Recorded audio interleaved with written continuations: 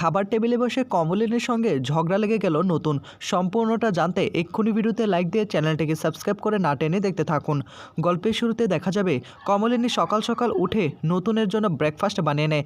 সকলে ব্রেকফাস্ট খাওয়ার জন্য বসে পড়ে। ঠাম্মি তখন বলে, কি ব্যাপার, নতুন কোথায়?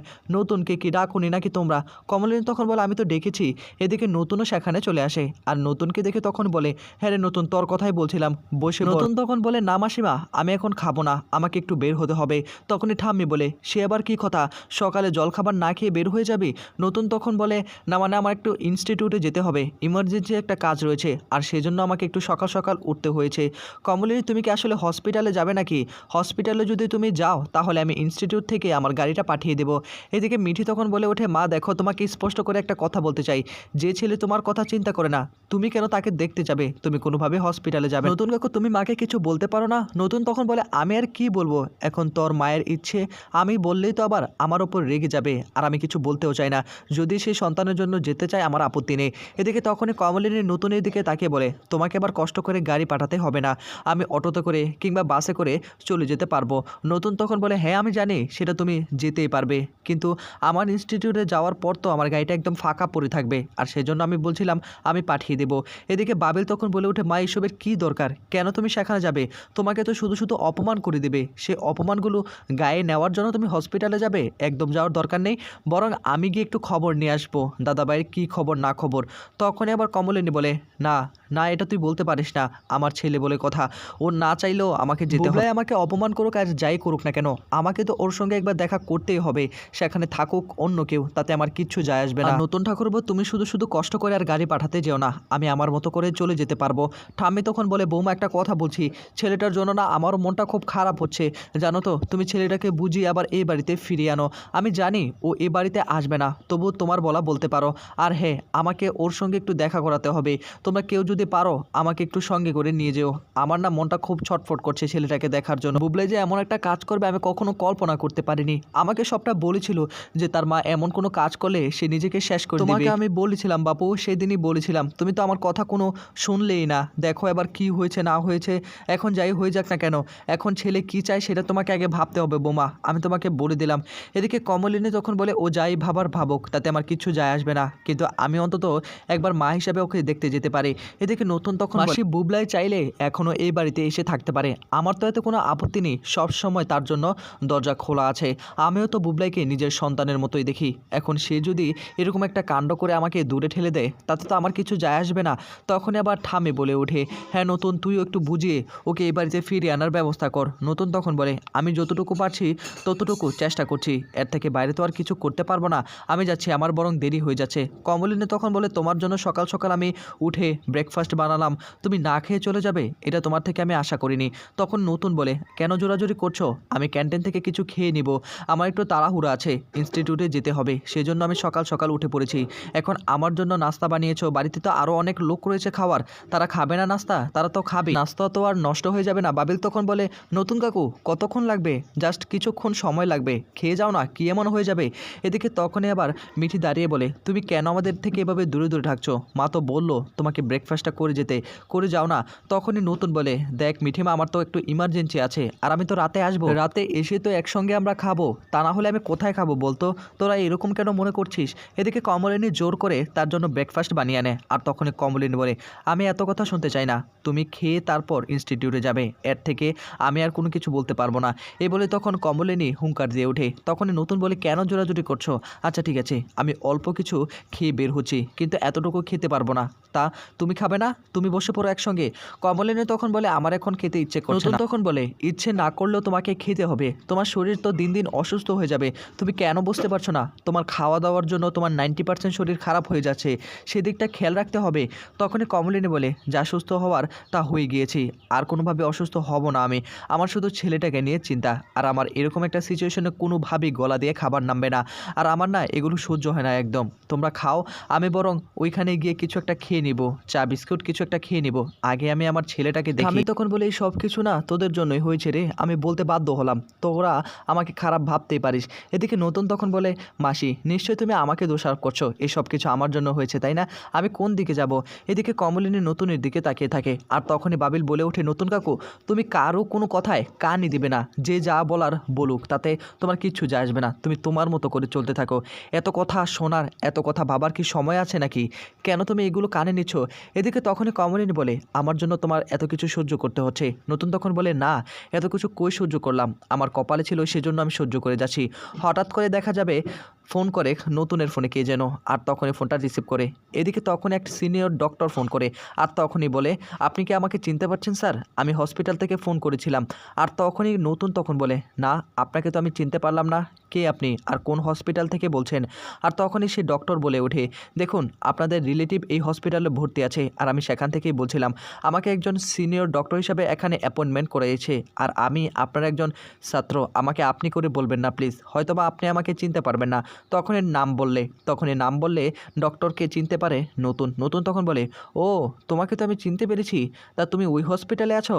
তা কেমন আছো? কিসের জন্য ফোন করেছো আমাকে? তখনই সে ডক্টর বলে, দেখুন একটা ইমার্জেন্সি আপনার সঙ্গে একটু কথা ছিল আর কি। তখনই নতুন বলে, কেন বুবলাইয়ের কি কোনো সমস্যা হয়েছে নাকি? তখন সে ডক্টর বলে, না, তেমন কোনো সমস্যা হয়নি, ওনার স্বাস্থ্য একদম পুরোপুরি ঠিক আছে, কিন্তু অন্য বিষয়ে আপনার সঙ্গে একটু কথা বলতে চেয়েছিলাম। আর এদিকে কথা শুনে চিৎকার করে বলে ওঠে, বুবলার কিছু হয়ে যায়নি তো? ডক্টর তখন বলে, আপনার সঙ্গে একটু সরাসরি দেখা করতে চাই, সরাসরি দেখা করে এই বিষয়টা নিয়ে একটু কথা বলতে চাই, তাই আপনাকে একটু হসপিটালে আসতে হবে, একটু সময় করে কি আসতে পারবেন? এদিকে তখনই নতুন বলে, আমাকে কি হসপিটালে আসতেই হবে? একটু কি ফোনে বলা যাবে না? তখনই ডক্টর বলে, দেখুন স্যার, আমি ফোনে বলতে পারতাম, কিন্তু আপনি যদি আসতেন একটু ভালো হতো, সরাসরি বলে সেই জিনিসটা একটু ক্লিয়ার হতেন ভালো করে। নতুন তখন বলে, আচ্ছা ঠিক আছে, তাহলে আমি সরাসরি আপনার সঙ্গে দেখা করছি, এক্ষুনি আমি আসছি। এদিকে তখনই ডক্টর বলে, হ্যাঁ স্যার, আপনি আসুন, আপনার সঙ্গে আমি একটু খোলামেলাভাবে এই বিষয়টা নিয়ে আলোচনা করছি। নতুন তখন বলে, ওর মাকে কি সঙ্গে করে আনা যাবে? ডক্টর তখন বলে, হ্যাঁ আনতেই পারেন, তাতে কিছু হবে না, ওনার মায়ের সামনে কথাটা বললে আরও ভালো হবে। এই বলে তখন নতুন ফোনটা রেখে দেয়। নতুন ফোন রাখার পর কমলিনী বলে, বুবলাইয়ের কি শরীর খারাপ করলো নাকি? কিছু হয়েছে? নতুন তখন বলে, না কমলিনী, তুমি বুবলাইকে নিয়ে একদম চিন্তা করো না, বুবলাইয়ের স্বাস্থ্য একদম ঠিক আছে, স্বাস্থ্য নিয়ে কোনো কমপ্লেন নেই। অন্য বিষয়ে আমার সঙ্গে একটু কথা বলতে চাই, আমাকে নাকি হসপিটালে যেতে হবে, তাই আমি সিদ্ধান্ত নিয়েছি আগে হসপিটালে যাব, তারপর সেখান থেকে ইনস্টিটিউটে যাব। আর কি মুখোমুখি কথা বলতে চাই। আর তুমি কি যেতে চাও নাকি? যদি যেতে চাও তাহলে আমার সঙ্গে একসঙ্গে গাড়িতে করে যেতে পারো। তখন এবার ঠাম্মি বলে, হ্যাঁ তুমি চলে যাও বাপু, চলে যাও নতুনের সঙ্গে, নতুন যেহেতু যাবে একসঙ্গে গেলে ভালো হবে। আমি তখন নতুনকে বলে, কি এমন জরুরি কথা রে নতুন, ফোনে বলা যেত না? তখনই নতুন বলে, মাসি ফোনে যদি বলার হতো সে তো বলেই দিত, এখন ফোনে বলবে না, আমাকে সরাসরি দেখা করতে বলছে। এদিকে তখনই মিঠি বলে, যেহেতু নতুন কাকু তুমি গাড়ি নিয়ে যাচ্ছ, আমি বলছিলাম কি আমিও যদি তোমার সঙ্গে যেতাম। নতুন তখন বলে, হ্যাঁ অবশ্যই যেতেই পারিস, আমাদের সঙ্গে চল, গাড়ি তো ফাঁকাই পড়ে যাবে। কিন্তু কি এমন কথা বলবে যে মুখোমুখি সরাসরি কথা বলতে হবে, সেটাই বুঝতে পারছি না। এদিকে তখনই মিঠি তার মাকে বলে, তা মা একটু রেডিমেডি হয়ে আসো না, নতুন কাকু হয়তো বা বেরিয়ে পড়বে, নাকি তুমি এই জামাতেই চলে যাবে?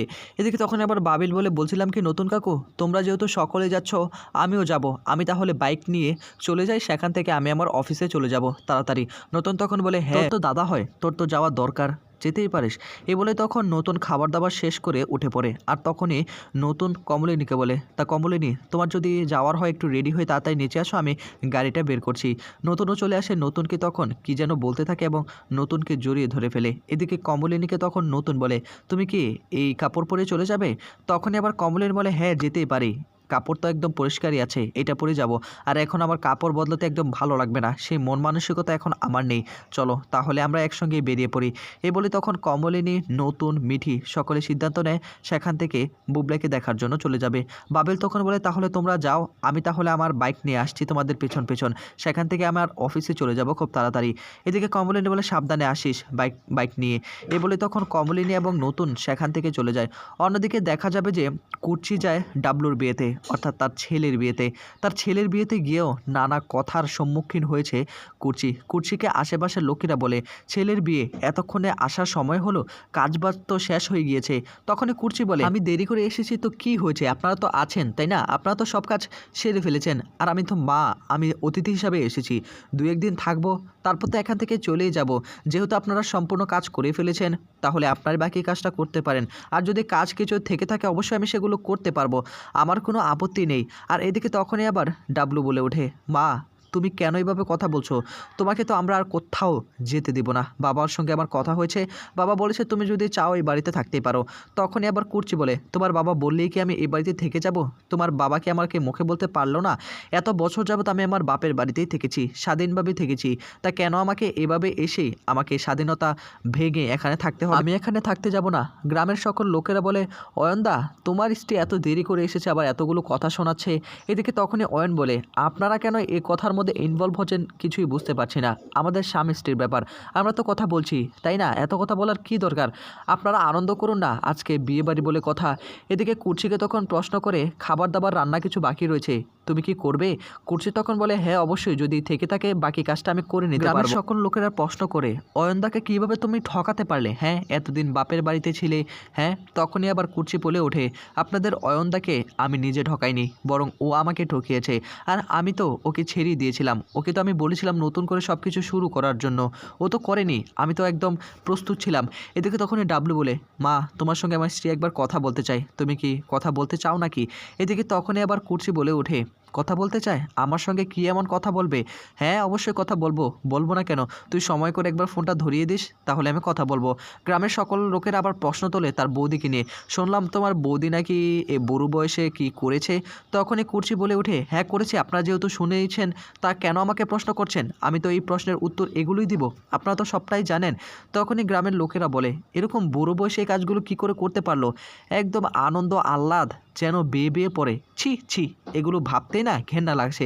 কুর্চি তখন বলে, আপনাদের এত ঘেন্না লাগছে কেন? আপনাদের বাড়িতে এসে কি বিয়েটা হয়েছে নাকি? নাকি আপনাদের বাড়িতে খাবার দাবার খাওয়ার জন্য হাত পেতেছে? এত ভাবনা আপনাদের কিসের আমি কিছুই বুঝি না।